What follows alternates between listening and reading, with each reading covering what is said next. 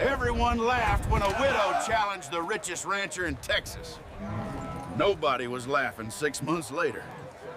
My condolences, ma'am. I'm here to discuss the purchase of your land. Get off my property before I put you in the ground next to him. In the spring of 1873, the small frontier town of Silver Ridge was known for two things. The first was its unforgiving soil that broke the backs of even the strongest farmers. The second was the cruelty of its wealthiest citizen, a man named Cornelius Blackwood, who owned nearly everything worth owning within 50 miles. On a Tuesday morning that would become legendary in local history, a weathered wagon rolled into town carrying a woman named Margaret Holloway and her 5 children. The oldest was a boy of 14 named Thomas. Then came twin girls of 12 named Abigail and Beatrice. After them was a quiet boy of 9 named Samuel. The youngest was a girl of 6 named Penny, who clutched a rag doll that had seen better days. Margaret herself was 34 years old, though hardship had carved lines into her face that made her appear older.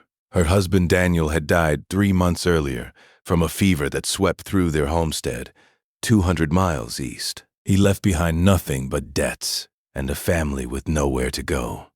She had heard about Silver Ridge from a traveler who passed through their dying farm. He told her the town needed workers, and that opportunities existed for those willing to work hard. What he failed to mention was that most of those opportunities led directly to Cornelius Blackwood. The wagon stopped in front of the general store, and Margaret helped her children down one by one. People on the wooden sidewalk stopped to stare. New arrivals were rare in Silver Ridge, and a widow with 5 children was even rarer. The general store owner, a thin man named Harold Pembroke, watched from his doorway with a mixture of curiosity and pity. Margaret approached him with her chin held high, despite the dust covering her worn dress. She asked if there was work available in town, or perhaps a small piece of land she could rent. Harold shook his head slowly. He explained that Cornelius Blackwood owned most of the land and most of the businesses. Anyone wanting to work or live in Silver Ridge needed to go through him first.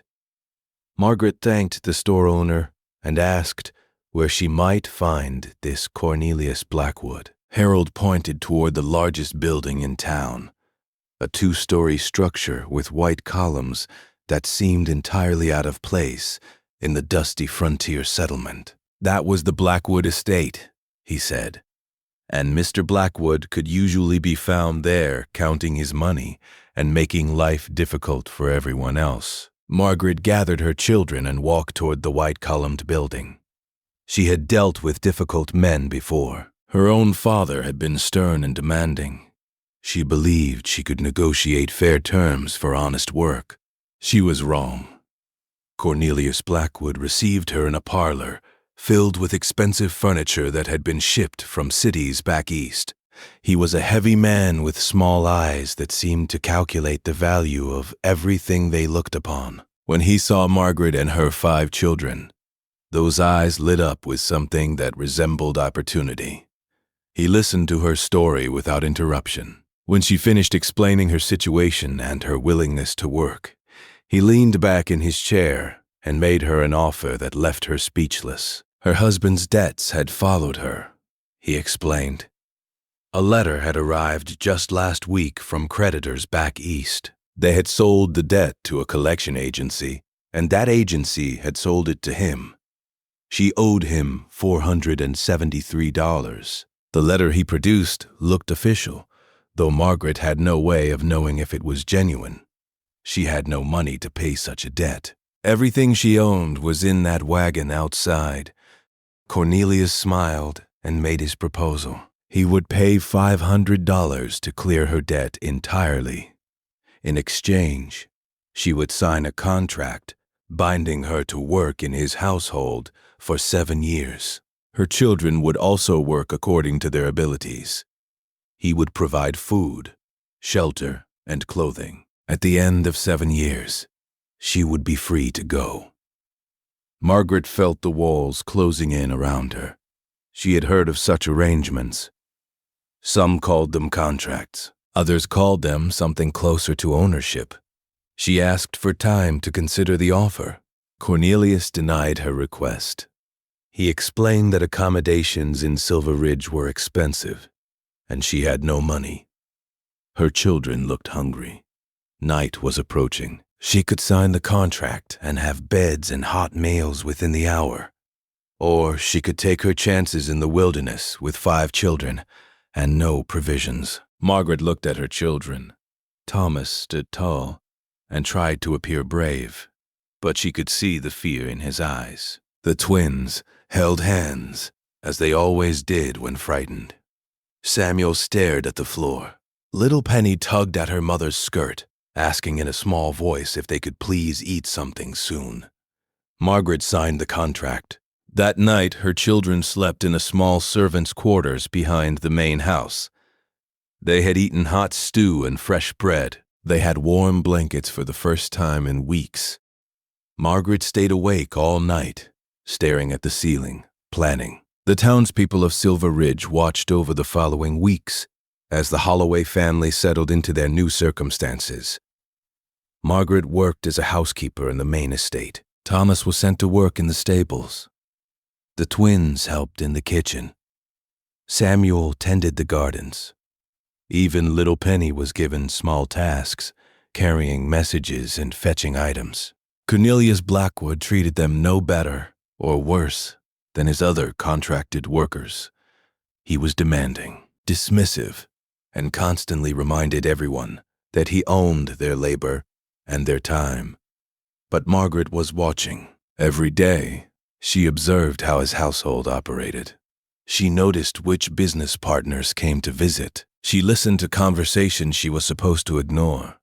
She learned about grain shipments and cattle prices, and land speculation. She discovered that Cornelius had invested heavily in a railroad that was supposed to come through Silver Ridge the following year. If the railroad came, his land values would triple. He would become the richest man in the territory. She also learned that the railroad's route was not yet final. In the evenings, when her work was done, Margaret would sit with Harold Pembroke at the general store. She had little money, but Harold allowed her to sit by his stove and rest. Over time, they developed a friendship. Harold had no love for Cornelius Blackwood. The man had raised his rent 3 times in 2 years, and constantly threatened to close his store if he did not comply with various demands. Margaret began asking Harold questions about business. How did ordering supplies work? How did merchants negotiate with suppliers? How did the banking system operate in frontier towns?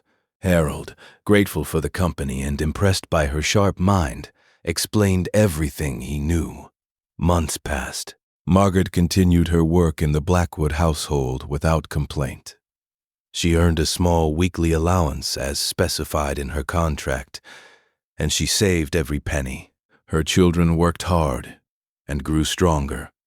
Thomas became skilled with horses. The twins developed a talent for cooking that impressed even the experienced kitchen staff. Samuel's gardens produced vegetables that were the finest in town. Little Penny, now 7, could read better than most adults in Silver Ridge, thanks to books that Harold lent to the family. What Cornelius did know, to realize, was that Margaret was using his own house to educate herself. His study contained books on law, business, and land management. Late at night, after completing her duties, she would read by candlelight. She learned about contracts and property rights, and the specific laws governing labor arrangements in the territory. She discovered something important. The contract she had signed contained a clause that Cornelius had likely included without much thought. It stated that workers could purchase their freedom at any time by repaying the original debt, plus reasonable interest. The interest rate specified was 10% per year. After 1 year, she would owe $550 to buy her family's freedom. It was an enormous sum, but it was possible. Margaret began her plan. She approached Harold with a business proposition. She had noticed that Silver Ridge had no bakery. The twins had developed recipes for bread and pastries that rivaled anything available in larger cities. She proposed that Harold allow her to use a small corner of his store to sell baked goods in the early morning hours before her work at the Blackwood estate began. She would split the profits with him evenly.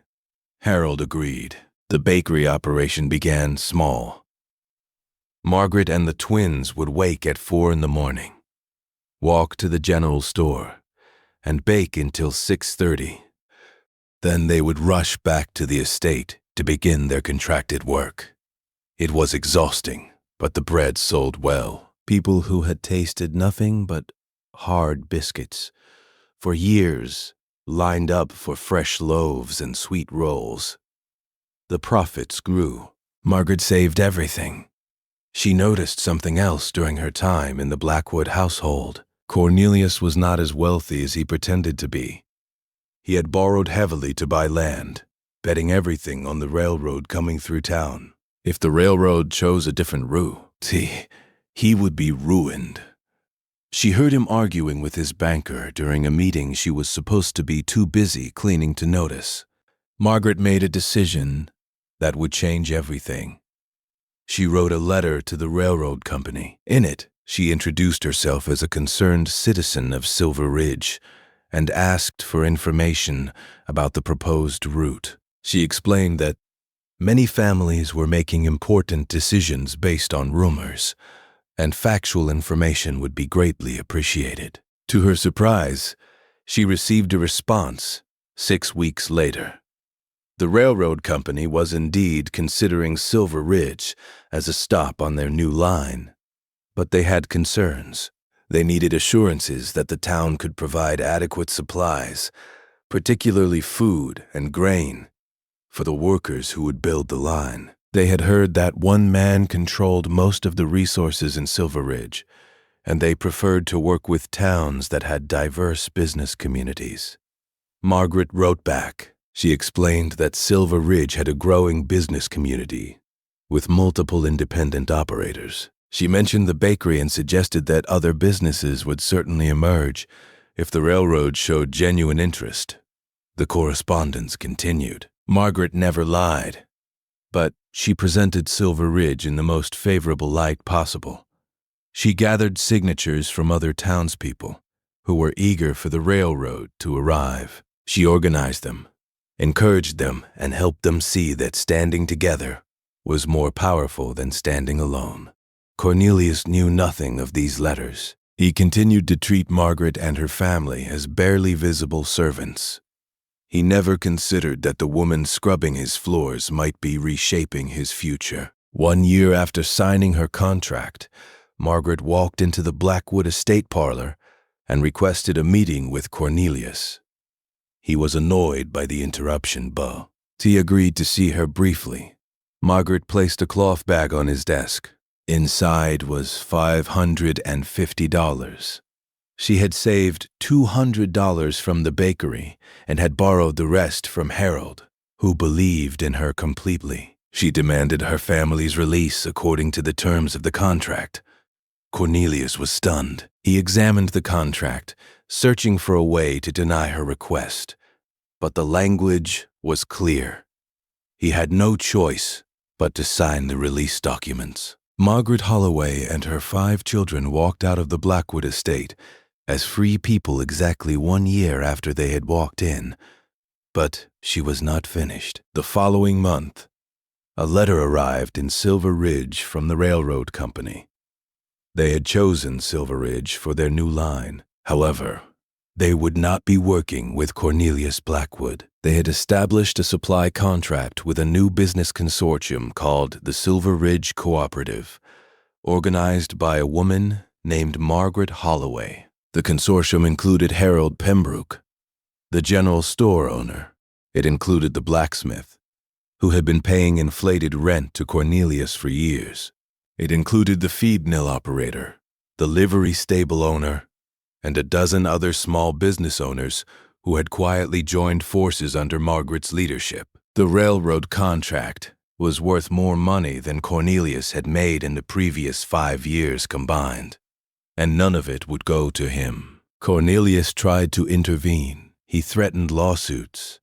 He demanded meetings with railroad officials, but the railroad company had done their research. They preferred working with the cooperative because it reduced their risk of supply disruptions. If one business had problems, others could compensate. Putting all their trust in one man was too dangerous. Moreover, Margaret had documented every questionable business practice she had observed during her year in the Blackwood household. She never made accusations or filed formal complaints. She simply ensured that certain information reached certain people at appropriate times. Banks that had been ready to extend Cornelius more credit suddenly became hesitant. Business partners from other towns began asking uncomfortable questions. The foundation of his empire began to crack. Within 2 years, Cornelius Blackwood was forced to sell most of his holdings to pay his debts. The man who had once owned nearly everything in Silver Ridge was reduced to living in a modest house at the edge of town. Margaret, meanwhile, became one of the most respected business owners in the territory. The bakery expanded into a full restaurant. She purchased the building from Harold when he decided to retire, paying him generously for everything he had done. She bought land at fair prices and rented it to families at reasonable rates. Her children thrived. Thomas eventually owned the finest stable in 3 counties. Abigail and Beatrice opened a restaurant that became famous throughout the territory. Samuel became an agricultural expert whose advice was sought by farmers across the region. Little Penny grew up to become a school teacher who educated hundreds of children over her long career. The people of Silver Ridge never forgot what Margaret had done. She had arrived with nothing but 5 children and a heart full of determination.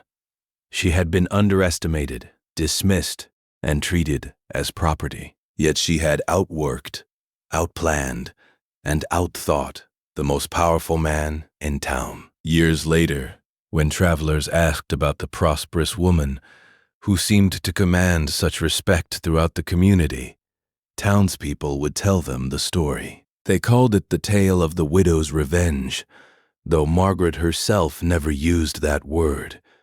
She preferred to call it justice.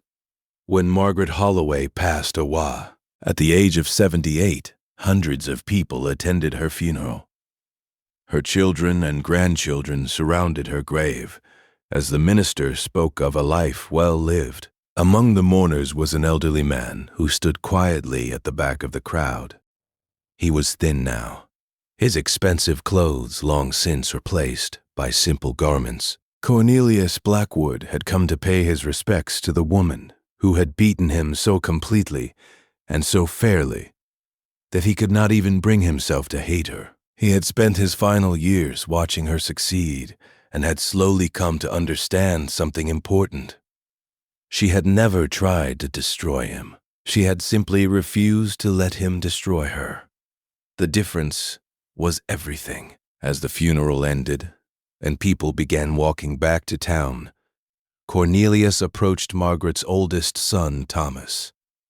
He said only 4 words before turning and walking away. "Your mother was remarkable." Thomas watched the old man leave and nodded slowly. He knew better than anyone just how remarkable she had been. The town of Silver Ridge prospered for generations afterward. The railroad brought commerce and growth. Businesses flourished.